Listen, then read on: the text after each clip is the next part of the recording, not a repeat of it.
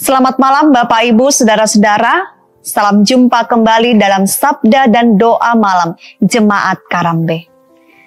Mari kita memasuki hadirat Tuhan, mengucap syukur atas segala kebaikan Tuhan di dalam kehidupan kita. Dan kita mau katakan, terima kasih Bapa untuk kasih setiamu yang kualami di dalam hidupku.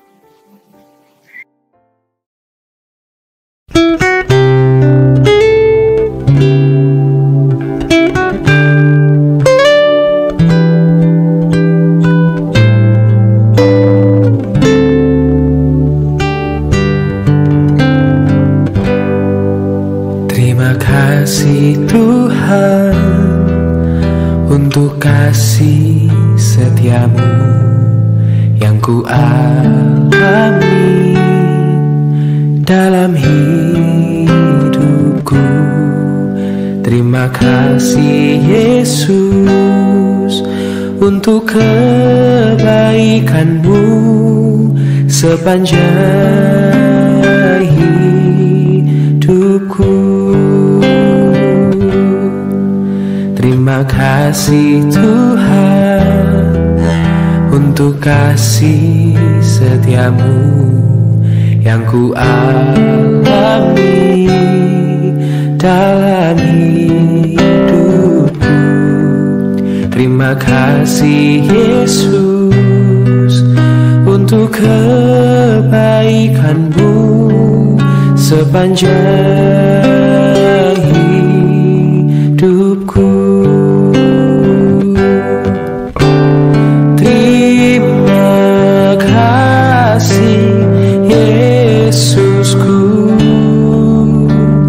Buat anugerah yang kau beri, sebab hari ini Tuhan adakan syukur bagimu. Terima kasih Yesusku buat anugerah yang kau beri, sebab hari ini Tuhan adakan syukur bagimu, sebab hari Tuhan adakan syukur bagimu. Mari kita berdoa untuk membaca dan merenungkan firman Tuhan. Terima kasih ya Tuhan atas segala kebaikan-Mu yang kami alami sepanjang hari, di dalam pekerjaan kami, dalam kehidupan kami sehari-hari. Bahkan di hari ini kami kembali berkumpul bersama dengan keluarga kami untuk membaca, merenungkan firman Tuhan. Dan di saat ini kami mohon pertolongan-Mu agar kami boleh mengerti, memahami firman-Mu, dan kami dimampukan untuk melakukan dalam kehidupan kami sebagai umat percaya. Di dalam Kristus Yesus kami berdoa. Amin. Pembacaan kita pada malam hari ini terambil dari Wahyu pasal 2, ayatnya yang ke-8 sampai ayatnya yang ke-11. Kepada jemaat di Smirna.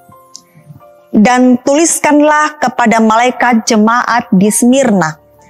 Inilah firman dari yang awal dan yang akhir, yang telah mati dan hidup kembali. Aku tahu kesusahanmu dan kemiskinanmu, namun engkau kaya. Dan fitnah mereka yang menyebut dirinya orang Yahudi, tetapi yang sebenarnya tidak demikian. Sebaliknya mereka adalah jemaah iblis. Jangan takut terhadap apa yang harus engkau derita. Sesungguhnya iblis akan melemparkan beberapa orang dari antaramu ke dalam penjara supaya kamu dicobai dan kamu akan beroleh kesusahan selama 10 hari. hendaklah engkau setia sampai mati, dan aku akan mengurniakan kepadamu mahkota kehidupan. Siapa bertelinga, hendaklah ia mendengarkan apa yang dikatakan Roh kepada jemaat-jemaat. Barang siapa menang, ia tidak akan menderita apa-apa oleh kematian yang kedua. Amin. Bapak, Ibu, saudara-saudara, kota Smyrna adalah kota yang sangat indah dan merupakan kota perdagangan yang sangat kaya dan maju. Di Smyrna banyak kuil-kuil yang dibangun untuk menyembah kepada kaisar. Kuil-kuil tersebut adalah lambang daripada kemajuan dan perkembangan kota Smyrna, dan disebut juga bahwa kota Smyrna itu merupakan pengekspor minyak wangi-wangian. Nah, nama Smyrna berasal dari kata mur, yaitu bahan pembuat minyak wangi. Dan mur sendiri artinya pahit rasanya. Ini sangat cocok sekali dengan keberadaan jemaat Smyrna pada waktu itu, bahwa jemaat Smyrna hidup di dalam kelimpahan, merupakan kota yang sangat kaya, tetapi mereka hidup dalam penderitaan. Mereka sangat menderita bukan karena mereka malas bekerja, tetapi karena mereka ditindas oleh pemerintah Romawi agar mereka menyembah kepada kaisar. Bapak, Ibu, saudara-saudara, tokoh yang sangat terkenal pada waktu itu yang mengalami penindasan pemerintahan Romawi di jemaat Smyrna adalah pemimpin mereka sendiri, yaitu Polikarpus. Polikarpus adalah murid langsung dari Yohanes, dan dia adalah seorang yang sangat setia kepada Allah. Orang-orang Kristen di Smyrna pada waktu itu menolak untuk menyembah kepada kaisar dan dewa-dewa. Oleh karena itu mereka berada di rumah masing-masing, bersembunyi untuk memuji Kristus. Ada kesempatan sebenarnya bagi Polikarpus untuk melarikan diri, tetapi dia tetap memilih untuk tetap tinggal di kota itu. Dan ketika ia dikecam beberapa kali oleh pemerintah agar dia berhenti untuk memberitakan Injil di kota Smyrna itu, tetapi ia tetap setia untuk memberitakan Injil kepada jemaat di Smyrna. Dan suatu hari para prajurit diperintahkan untuk menangkap Polikarpus. Dan Polikarpus pada waktu dia ditangkap, ia meminta 1 jam untuk berdoa kepada Allah. Dan ketika dia bertemu dengan gubernur Romawi, beberapa kali gubernur tersebut membujuk Polikarpus agar dia menghujat Kristus. Ia mengatakan, "Angkatlah sumpah dan saya akan membuktikan, hujatlah Kristus." Jawaban Polikarpus yang sangat terkenal itu, ia mengatakan bahwa selama 86 tahun saya mengabdi kepada Kristus, ia tidak pernah menyakitiku. Bagaimana mungkin saya menghujat Kristus, Raja yang menyelamatkanku? Dan ketika itulah gubernur kemudian memerintahkan untuk membakar Polikarpus secara hidup-hidup. Menurut saksi mata pada waktu itu, tubuhnya tidak termakan api.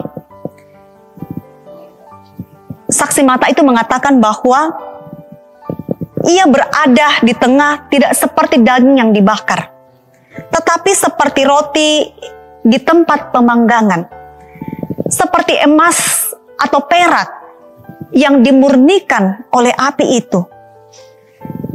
Dan kami mencium aroma yang sangat harum seperti wangi kemenyan atau rempah mahal.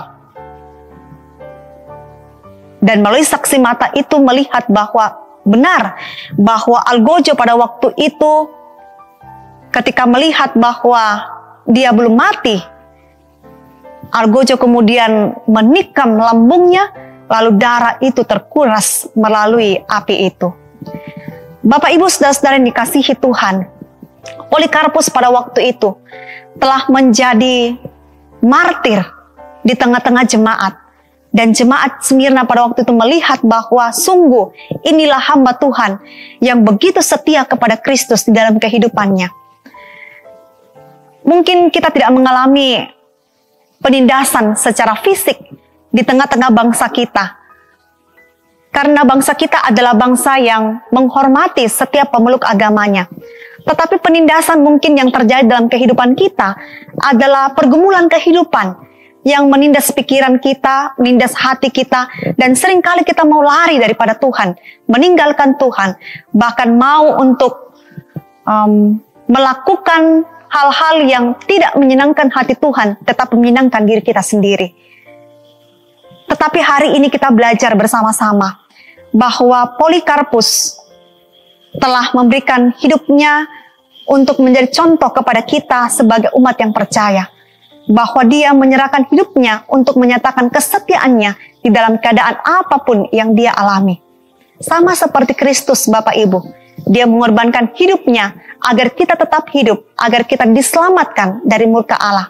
Bukankah itu kebaikan yang luar biasa yang dia anugerahkan di dalam kehidupan kita, yang membuat kita mengatakan bahwa bagaimana mungkin kita mau menyimpang dari Tuhan, bagaimana mungkin kita mau meninggalkan kasih setia Tuhan di dalam kehidupan kita. Dan kita percaya bahwa ketika kita sungguh-sungguh berserah kepada Tuhan di dalam doa dan penyerahan kepada Tuhan, Ia akan menguatkan kita untuk menghadapi segala macam keadaan yang menghampiri kehidupan kita.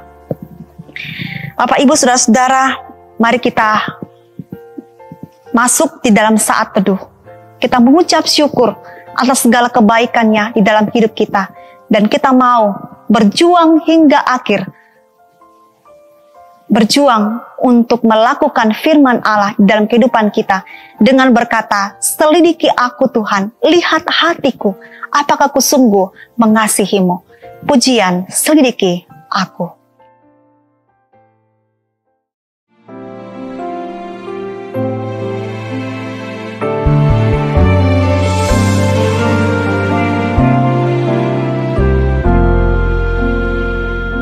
Selidiki aku, lihat hatiku, apakah ku sungguh mengasihimu, Yesus. Kau yang Maha Tahu dan menilai hidupku, tak ada yang tersembunyi bagimu. Selidiki aku, lihat hatiku, apakah ku sungguh mengasihimu, Yesus. Kau yang Maha Tahu dan menilai hidupku, tak ada yang tersembunyi bagimu. Telah ku lihat kebaikanmu yang tak pernah habis di hidupku. Ku berjuang sampai akhirnya kau dapati aku tetap setia. Telah ku lihat kebaikanmu yang tak pernah habis di hidupku. Ku berjuang sampai akhirnya kau dapati aku tetap setia. Mari kita satu di dalam doa. Melalui pujian yang telah kami nikmati dan lantungkan kepadamu ya Tuhan. Engkau yang mengetahui setiap hati kami. Apakah kami sungguh mengasihi-Mu dalam hidup kami? Apakah kami setia di hadapan-Mu melakukan firman-Mu? Kami akan berjuang Tuhan sampai akhir hidup kami untuk melakukan firman-Mu dalam hidup kami. Kami tahu Tuhan, berjuang di dunia ini tidak semudah membalikkan telapak tangan. Karena itu Tuhan, jaga dan pelihara kami. Kuatkan kami senantiasa Tuhan. Sehingga kami sungguh-sungguh Engkau mendapati kami setia di dalam kehidupan ini. Apapun yang terjadi dalam kehidupan kami. Bapa dalam kerajaan sorga, di malam ini kami mendoakan jemaat-Mu di tempat ini, jemaat Karambe. Engkau senantiasa hadir di tengah-tengah keluarga yang sedang bergumul saat ini. Apapun yang menjadi pergumulan kehidupan mereka, di dalam pekerjaan mereka, di dalam kehidupan ekonomi mereka, bahkan juga di dalam kehidupan anak-anak mereka. Hadirlah Tuhan menguatkan mereka dan memberikan mereka kepercayaan iman bahwa Tuhan akan selalu menolong mereka untuk melewati segala situasi yang mungkin terjadi dalam kehidupan mereka. Sehingga mereka mensyukuri segala masalah itu, pergumulan itu untuk mendekatkan mereka kepada Tuhan. Kami berdoa Tuhan untuk anggota jemaat-Mu yang dalam keadaan yang sakit, baik yang berbaring di rumah maupun yang terbaring di rumah sakit. Engkau yang akan memberkati setiap makanan dan minuman, obat yang dikonsumsi, tangan-tangan para medis yang sedang merawat mereka. Sehingga hari demi hari Tuhan, mereka mengalami pemulihan, bahkan kesembuhan akan menjadi milik mereka. Oleh karena Engkau yang memberikan kesembuhan itu. Berkati setiap keluarga mereka yang senantiasa setia merawat mereka. Sehingga mereka pun diberikan kesabaran dan kesetiaan, kekuatan dan kesehatan, sehingga dengan penuh kasih akan tetap merawat keluarga mereka yang sedang sakit. Anggota jemaat-Mu Tuhan, yang dalam kondisi sudah lanjut umur, Tuhan berikan kekuatan iman bagi mereka, bahwa Allah terus memberkati kehidupan mereka, dan biarlah iman mereka semakin bertumbuh, bahwa mereka senantiasa ada dalam pendungan kasih Tuhan. Terima kasih untuk setiap keluarga yang senantiasa setia merawat mereka. Berkati agar keluarga mereka tetap sabar untuk merawat mereka. Ya Tuhan, kami datang mendoakan juga untuk anggota jemaat-Mu yang sedang mencari pekerjaan, supaya mereka mendapatkan pekerjaan sesuai dengan profesi mereka, dan juga mendapatkan pekerjaan tepat pada waktunya.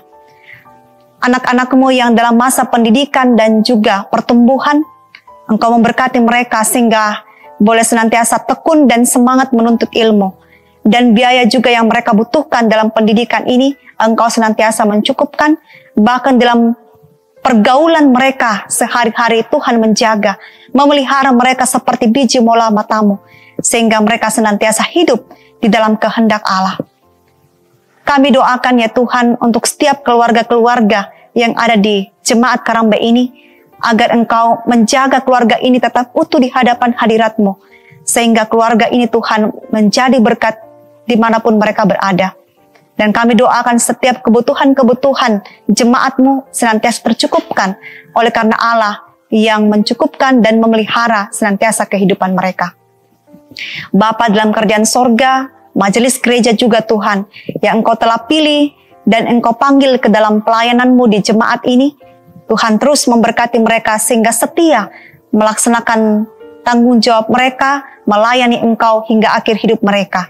Dan peliharakan juga setiap keluarga mereka, sehingga keluarga mereka juga semakin mendukung majelis gereja di dalam mengangkat pelayanan, dan terlebih khusus bahwa mereka boleh mengangkat tanggung jawab ini dengan takut akan Tuhan.